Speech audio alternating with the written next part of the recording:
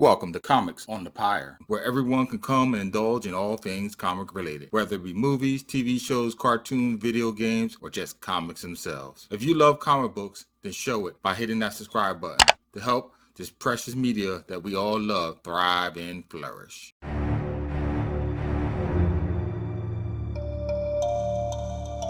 From the darkness, a king stirs. When he makes an effort to stand, he finds his hands bound and his body shackled. But worst of all, his mouth has been muzzled. Whoever has done this to him knows their game. You see, Black Bolt, aka Blackagar Boltagon, the Night King, main power is his voice. Hence, the muzzle. If you silence the prisoner, the less likelihood of escape. Which brings us to our next question. Where is this Inhuman king being held at? Over the intercom, a blaring announcement is being looped over and over again through the speaker, and then suddenly a jolt is given, stirring the prisoner from his foggy haze.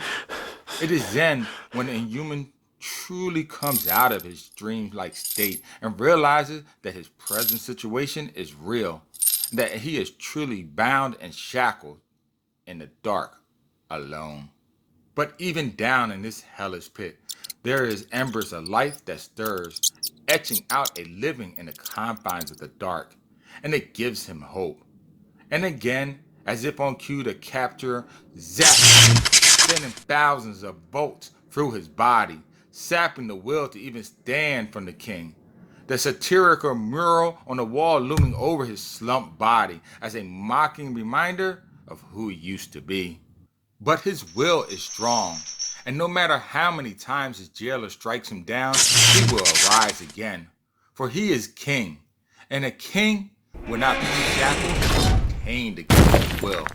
But now, it is a matter of out of the frying pan and into the fire. In this mysterious edifice, the ceiling is unseen, and the cyclopean maze stairways lead to nowhere, and murals play havoc with your mind.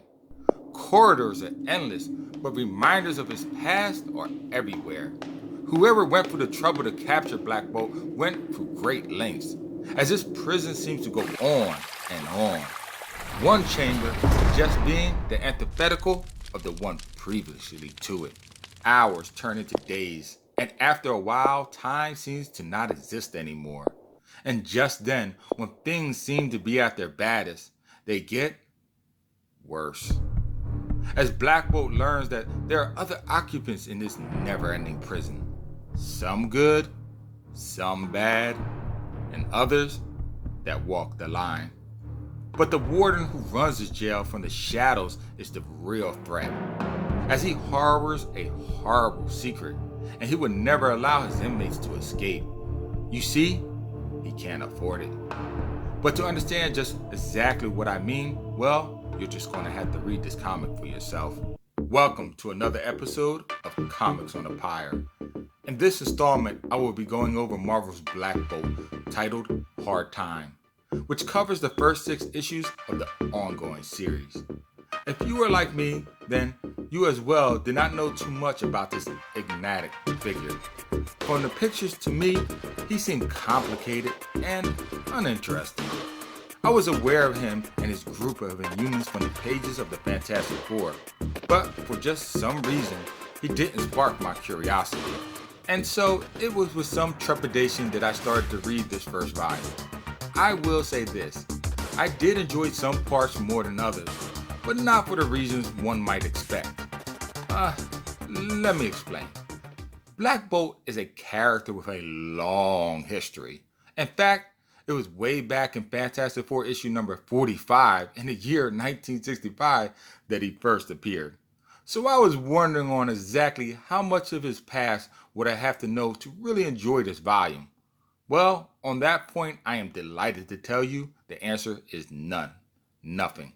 The comic is a good standalone, self-contained story.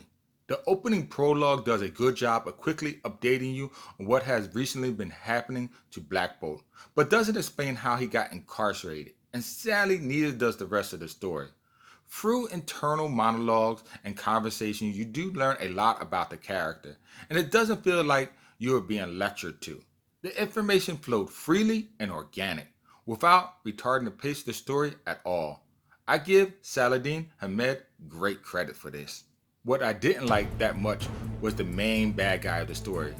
I had no interest in him, and there wasn't much information given about him either.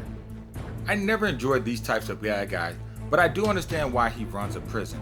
His powers complement the environment very well. But what I personally thought was the star of the show was Carl Crusher Creel, aka the Zorba Man. To me, he really stole the show.